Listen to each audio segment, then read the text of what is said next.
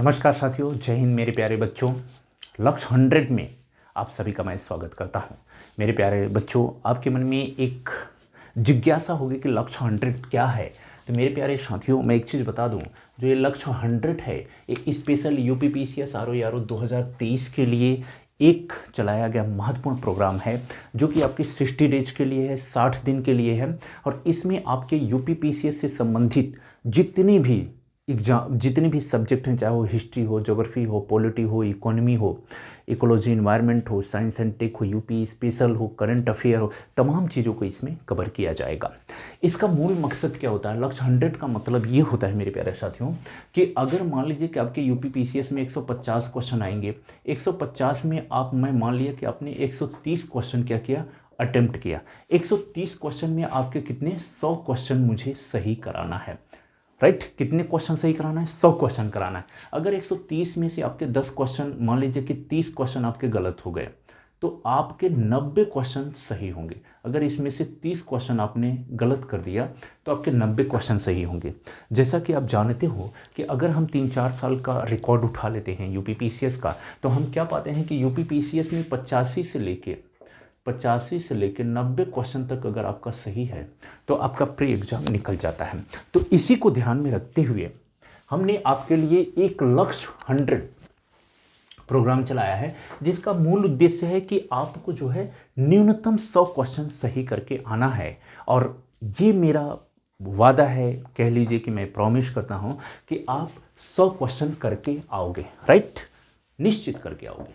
अब आइए देखते हैं मेरे प्यारे साथियों, एक चीज़ और मैं बता दूं, लक्ष्य 100 में इससे पहले मैंने इकोनॉमी का जो क्या स्ट्रेटजी और सिलेबस है उसको डिस्कस किया है आपके स्पेशल यूपीपीसीएस के लिए। इकोलॉजी इन्वायरमेंट का डिस्कस किया है। इसके साथ ही हमने ये भी डिस्कस कर लिया है कि आपका जो यूपीपीसीएस की क्या स्ट्रेटजी होनी चाहिए, क्या आपकी सही रणनीति होनी चाहिए। इन तमाम वीडियो को हमने डिस्कस किया है, आप चैनल पर जाके उसको देख सकते हैं।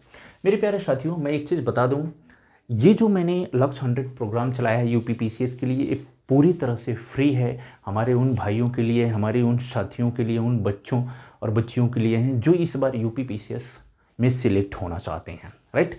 तो मेरे प्यारियों देखो, इस बात को ध्यान में रखना है कि अगर हम बात करते हैं पॉलिटी की, राज्य व्यवस्था की, इंडियन ज्योग्राफी की बात करते हैं, इसके सिलेबस और स्ट्रेटजी की बात करते हैं, तो जो भारतीय राज्य व्यवस्था यानी इंडियन जो पॉलिटी है, राइट, तो इसका आपके यूपीपीसीएस में क्या रोल है या आरओ में इसका क्या रोल है, उस पे हम डिस्कस करेंगे। अगर हम इंडियन पॉलिटी की बात करें कि रोल इन एग्जाम, कि अगर यूपीपीसीएस में इंडियन पॉलिटी का क्या रोल है, इसकी क्या भूमिका है, तो मेरे प्यारे साथियों एक चीज़ मैं बता दूं, जैसा कि आप जानते हो, अगर हम ये देखते हैं तो पॉलिटी से कितना क्वेश्चन पूछा जाता है, लगभग 15 से 20 क्वेश्चन आपके एग्जाम में पॉलिटी से देखने के लिए मिलता है। कितना?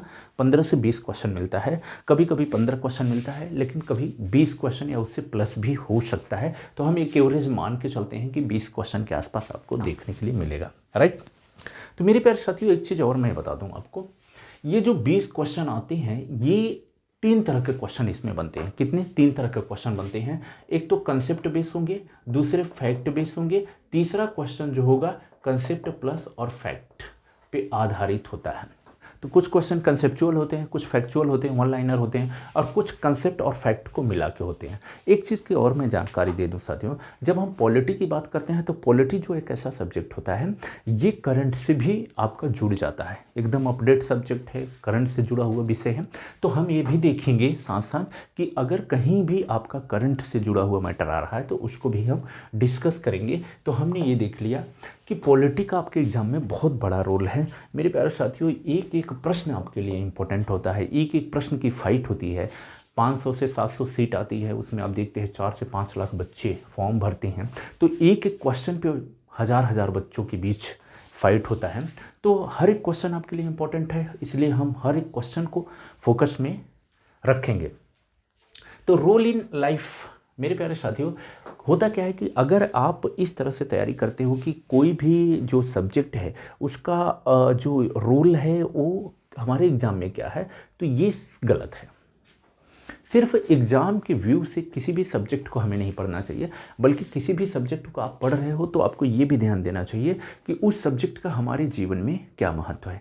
मेरे प्यारे साथियों, अगर एक चीज़ याद रखना, अगर आपने किसी भी सब्जेक्ट को अपने लाइफ से जोड़ के देख लिया, अपने लाइफ से कनेक्ट करके देख लिया, तो मैं बता दूं वो चीज़ आप कभी भूलते नहीं हो। इसलिए कुछ भी पढ़ो आप, चाहे इकोलॉजी इन्वायरमेंट पढ़ो, इकोनॉमी पढ़ो, ज्योग्राफी पढ़ो, हिस्ट्री पढ़ो, पॉलिटी पढ़ो, सब आपके लाइफ से जुड़ा हुआ विषय है, सब आपके जीवन में घटने वाली घटनाओं से संबंधित जुड़ा हुआ विषय है। तो हमें हमेशा जो है इसको लाइफ से जोड़ के देखना चाहिए। जैसे अगर हम पॉलिटी की बात करें कि आपके लाइफ में इसका क्या रोल है मेरे प्यारे, तो मेरे प्यारी एक चीज़ हमेशा याद रखना कि जो पॉलिटी है इसका लाइफ में बहुत बड़ा रोल है।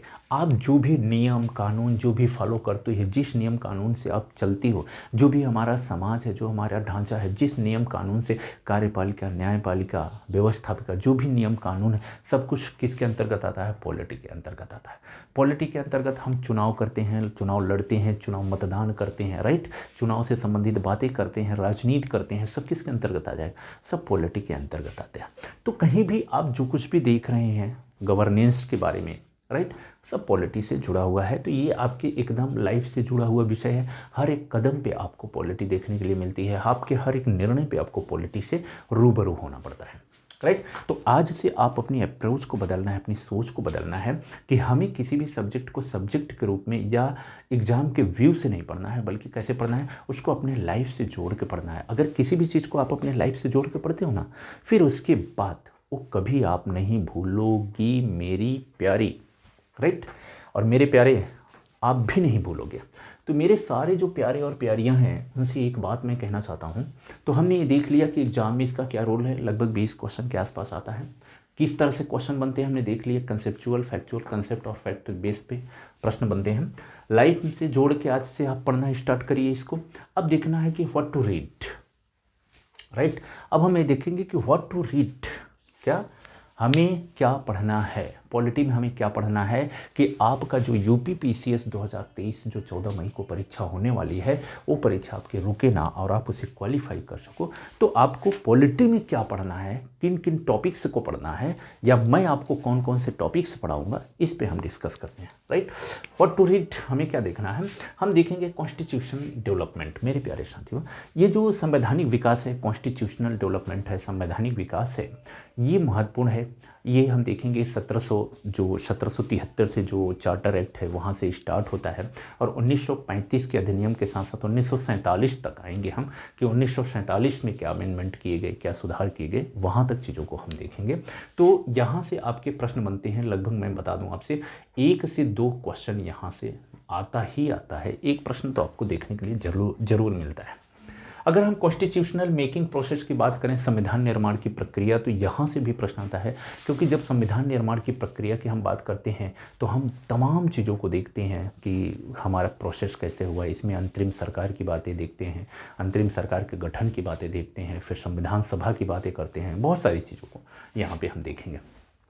इंपॉर्टेंट फैक्ट, ये आपके लिए बहुत इंपॉर्टेंट है। यहाँ से मेरे प्यारे साथियों 2 से 3 क्वेश्चन देखने के लिए मिलता है, और जो मैंने आपसे कहा था कि इसमें कुछ फैक्चुअल प्रश्न पूछे जाते हैं वो यहाँ से आएंगे। जैसे इसमें हम क्या क्या देखेंगे, इसमें मैं क्या क्या इंक्लूड करूँगा, जैसे कॉन्स्टिट्यूशन जो है आपके, कॉन्स्टिट्यूशन के कितने पार्ट हैं, जो 20 पार्ट है उसको देखेंगे, शेड्यूल्स इसी में देखेंगे, अनुसूचियाँ देखेंगे, या संविधान के स्रोत इसमें देखेंगे, अनुक्रम देखेंगे, जो पदों का अनुक्रम होता है उसमें देखेंगे, या जो भी जितनी भी सिंबॉलिक चीज़ें हैं, प्रतीक, राष्ट्रीय प्रतीक, जैसे झंडा को कब अपनाया, तिरंगा को कब अपनाया गया, कैलेंडर कब अपनाया गया, राष्ट्रीय गीत, राष्ट्रगान को कब अपनाया गया, संविधान सभा, तमाम चीज़ें यहाँ पे हम जितनी भी फैक्चुअल चीज़ें हैं। इसके अलावा यहीं पे हम देख लेंगे कि प्रधानमंत्री का क्रम क्या है, राष्ट्रपति का क्रम क्या होता है, लोकसभा के जो अध्यक्ष हैं उनका क्रम क्या है, उपाध्यक्षों का क्रम क्या है, इन तमाम चीज़ों को, महान न्यायवादी का क्रम क्या है, इन तमाम चीज़ों को, कैग हमारे पहले कौन थे आखिरी, तो ये सारा चीज़ हम कहाँ पे देखेंगे, इंपॉर्टेंट फैक्ट्स में देखेंगे। इसको मैंने एक अलग से मेंशन किया है, तो यहाँ आपको कंबाइंड हम स्टडी कराएंगे। प्रियम्बल, उसके बाद हम देखेंगे प्रियम्बल से प्रश्न पूछ लिया जाता है, प्रियम्बल प्रस्तावना या उद्देशिका से प्रश्न पूछा जाता है, तो प्रियम्बल को हम देखेंगे। और प्रियम्बल जब हम पढ़ेंगे तो प्रियम्बल में जो हमारे जो इम्पोर्टेंट चीज़ें हैं प्रियम्बल में, मैं आपसे बता दूं जो मूल ढांचा है संविधान का, उसको भी हम यहाँ पे अच्छे से स्टडी करेंगे, क्योंकि वहाँ से प्रश्न पूछा जाता है, जिसमें हम केशवानंद भारतीवाद को देखेंगे, राइट। तो यहाँ से प्रियम्बल उठाएंगे। गवर्नेंस सिस्टम को देखेंगे, गवर्नेंस जो शासन प्रणाली है उसको हम देखेंगे, गवर्नेंस सिस्टम। इसमें हम देखेंगे प्रेसिडेंशियल सिस्टम क्या होता है, उसके बाद पार्लियामेंट्री सिस्टम क्या होता है, तो इनके क्या फीचर्स हैं, इसको हम तमाम चीज़ों को यहाँ पे डिस्कस करेंगे। उसके बाद यूनियन एंड स्टेट टेरिटरीज़ को देखेंगे। उसके बाद जो है संघ और संघराज्य क्षेत्र को देखेंगे कि संघ क्या है और ये संघराज्य क्षेत्र क्या है। जैसे भारत के जो संविधान के आर्टिकल 1 में कहा गया है कि भारत जो है राज्यों का संघ है, राइट, स्टेट ऑफ यूनियन है, न कि जो है फेडरेशन है। तो इन तमाम चीज़ों को यहाँ पे डिस्कस करेंगे और साथ ही ये भी डिस्कस करेंगे कि जो कनाडा मॉडल है या फिर अमेरिका जो मॉडल है, भारत ने जो है किस तरह के मॉडल को अपनाया है अगर संघ व्यवस्था के लिए। उसके साथ साथ उन तमाम चीज़ों को देखेंगे। वे राइटर्स जैसे ये देखेंगे एल.डी. व्हाइट ने भारतीय संविधान को संघात्मक व्यवस्था को क्या कहा है, राइट, ऑस्टिन ने क्या कहा है, सब तमाम चीज़ों को यहाँ पर हम डिस्कस करेंगे। सिटीजनशिप आता है आपका, सिटीजनशिप नागरिकता देखेंगे। ये बहुत बड़ा चैप्टर नहीं है, बहुत छोटा चैप्टर है। इसमें देखेंगे नागरिकता कैसे प्राप्त की जाती है या फिर नागरिकता से आपको कैसे वंचित किया जा सकता है, इन चीज़ों को देखेंगे। या ये भी देखेंगे कि जो इस नागरिक हैं, कौन कौन से नागरिक को कौन कौन से आर्टिकल दिए गए हैं, या विदेशी जो हैं जो नागरिक नहीं हैं उनको कौन से आर्टिकल हमारे यहाँ मिले हैं। इन तमाम चीज़ों को यहाँ पर डिस्कस करेंगे। फंडामेंटल राइट्स को देखेंगे, अच्छे से देखेंगे। फंडामेंटल राइट्स से आपसे प्रश्न पूछा जाता है, अपडेट करके देखेंगे कि अगर कोई भी इशू, जैसे अभी हाल ही में मैं बता दूं, जो डिजिटल राइट की बात की जा रही है, तो डिजिटल जो राइट की बात की जा रही है वो फंडामेंटल राइट में कहाँ पे शामिल होगा, इन तमाम चीज़ों को करंट से जोड़ के देखेंगे। डीपीएसपी और फंडामेंटल ड्यूटी को भी देखेंगे। डीपीएसपी और फंडामेंटल ड्यूटी, यहाँ से भी प्रश्न पूछे जाते हैं, इन चीज़ों को देखेंगे, डिटेल में देखेंगे इनको। स्टेट गवर्नमेंट तो इसके बाद आएंगे। राज्य सरकार में सब कुछ देखेंगे। स्टेट गवर्नमेंट में, राज्य सरकार में राज्यपाल से हम शुरू करेंगे। राज्यपाल देखेंगे, मुख्यमंत्री देखेंगे, विधानसभा देखेंगे, विधान परिषद देखेंगे। इन तमाम चीज़ों को हम यहाँ पे देखेंगे। स्टेट सेंट्रल गवर्नमेंट देखेंगे। फिर सेंट्रल गवर्नमेंट में देखेंगे राष्ट्रपति देखेंगे, उपराष्ट्रपति देखेंगे, प्रधानमंत्री को देखेंगे। फिर मंत्रिपरिषद देखेंगे, मंत्रिपरिषद का कार्यालय देखेंगे, पीएमओ ऑफिस देखेंगे। इसके साथ ही संसद में लोकसभा, राज्यसभा, इनकी शक्तियाँ, इनके क्षेत्राधिकार, इनके अध्यक्ष, इन तमाम चीज़ों को हम कहाँ देखेंगे, सेंट्रल गवर्नमेंट में देखेंगे। उसके बाद लोकल बॉडीज़, लोकल गवर्नमेंट को देखेंगे। इसमें पंचायती राज व्यवस्था, इसमें जो 73 संविधान संशोधन है, 74 संविधान संशोधन है, सब सारा चीज़ें जो हैं हम ये लोकल गवर्नमेंट में देखेंगे, स्थानीय शासन में देखेंगे। उसके बाद सेंट्रल एंड स्टेट रिलेशन देखेंगे कि जो केंद्र सरकार है, जो राज्य सरकारें हैं, तो उनके बीच में क्या संबंध है, क्या रिलेशन है, क्या वो प्रशासनिक संबंध क्या है, किस प्रकार होते हैं। उसके बाद वित्तीय संबंध देखेंगे, ठीक है, प्रशासनिक संबंध, वित्तीय संबंध और न्यायिक संबंध, जो कुछ भी है यहाँ पे देखेंगे।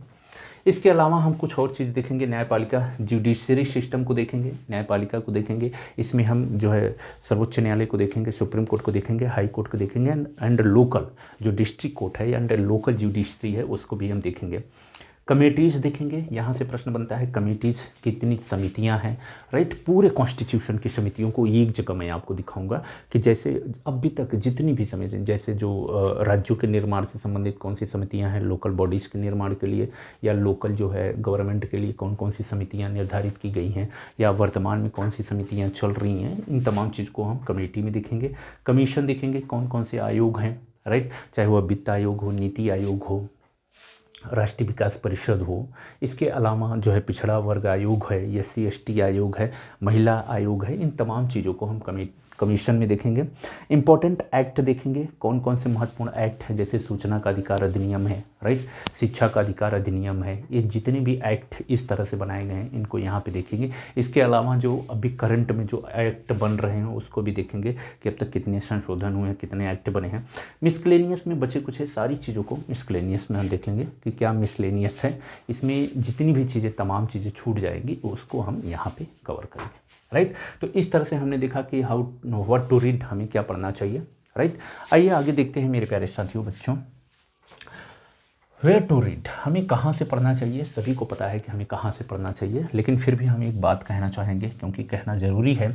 आप अगर बुक के नाम पे पढ़ना है तो एम लक्ष्मीकांत आप पढ़ लीजिए, आपके लिए पर्याप्त है। बहुत ज़्यादा भागने की आपको आवश्यकता नहीं है, लेकिन घटना चक्र आपको जरूर पढ़ना है। एम लक्ष्मीकांत के साथ आपको घटना चक्र देखना है, राइट। घटना चक्र के साथ आप क्लास नोट्स देख लीजिएगा, राइट। अगर आपको समय मिलता है एम लक्ष्मीकांत और घटना चक्र पढ़ने में तो ठीक है, अगर आपको समय नहीं मिलता है तो आप मेरा क्लास नोट्स जरूर देखिए, क्लास लीजिए। आपको क्लास से ही लगभग 80% आपके पॉलिटी के क्वेश्चन कवर हो जाएंगे। क्लास में अगर 20 प्रश्न पूछा जाएगा तो मैं कहता हूँ 15 से 16 क्वेश्चन आपको क्लास देखने के लिए मिलेगा, राइट।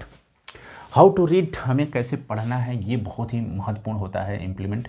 एक्चुअल में होता क्या है मेरे प्यारे साथियों, क्या होता है कि हम एक गोल तय करते हैं कि हमारा लक्ष्य होता है, कि हमारा टारगेट होता है, उसके बाद हम एक स्ट्रेटजी बनाते हैं ना। क्या होता है, एक हमारा गोल होता है, उसके बाद हम क्या करते हैं, एक हमारी स्ट्रेटजी होती है, उसके बाद क्या होता है, उसके बाद होता है इम्प्लीमेंट करते हैं उसको, ठीक है। तो इन चीज़ों पे हम बात करते हैं। तो जब आप किसी भी चीज़ को इम्प्लीमेंट करते हो तभी वो चीज़ें व्यवहारिक रूप में आती हैं। तो आपने गोल भी तय कर लिया, स्ट्रेटजी भी बना लिया, अगर आपने उसको व्यवहार में नहीं लाया, इम्प्लीमेंट नहीं किया, तो बेकार है, उसका कोई मतलब नहीं है। तो ये इम्प्लीमेंट, हाउ टू रीड, कैसे हमें पढ़ना चाहिए, ये इम्प्लीमेंट की बात करता है। तो देखिए, हम सबसे पहले आपको क्या करना है, रीडिंग करना है। आप कोई भी बुक है, कोई भी चीज़ है, आप पढ़ते हो, राइट, अध्ययन करोगे। और हम कितना दिन अध्ययन करेंगे, 5 डेज। आप मेरे साथ 5 दिन पढ़ोगे, राइट। हम 5 दिन क्लास लेंगे और हमारी क्लास होगी 20 से 25 मिनट की क्लास रहेगी, और 5 दिन हम क्या करेंगे, पढ़ेंगे, क्लास लेंगे। छठे दिन हमें क्या करना है, 6th डेज, जो 6th डेज है, जो भी हम 5 दिन में आपको पढ़ाए रहेंगे, उस दिन क्या करेंगे, 6th डेज हम रिवीजन करेंगे, राइट। सभी चीज़ों को हम क्या करेंगे, रिवाइज करेंगे, जो भी हमने 5 दिन में पढ़ा है। उसके बाद हमारा जो 7th डेज होगा, 7th डेज होगा, इस दिन हम आपको टेस्ट देंगे, आपसे हम टेस्ट लेंगे, ताकि आपकी जो पढ़ाई है, सारी चीज़ें हैं, आप खुद में क्लियर कर सको कि आपको कितना आता है, आप क्या सही वे में जा रहे हो, क्या आप सही स्ट्रेटजी से पढ़ाई कर रहे हो। तो इन चीज़ों को हम देखेंगे मेरे प्यारे साथियों। उम्मीद है कि आपको जो क्लास की जो स्ट्रेटजी है, सिलेबस है, वो चीज़ें आपको समझ में आ गई होगी पॉलिटी से रिलेटेड। अगर कोई भी डाउट है तो आप कमेंट्स करके बता देना मुझे, उस पर मैं वीडियो बना दूंगा, वो डाउट्स आपको मैं क्लियर कर सकता हूँ।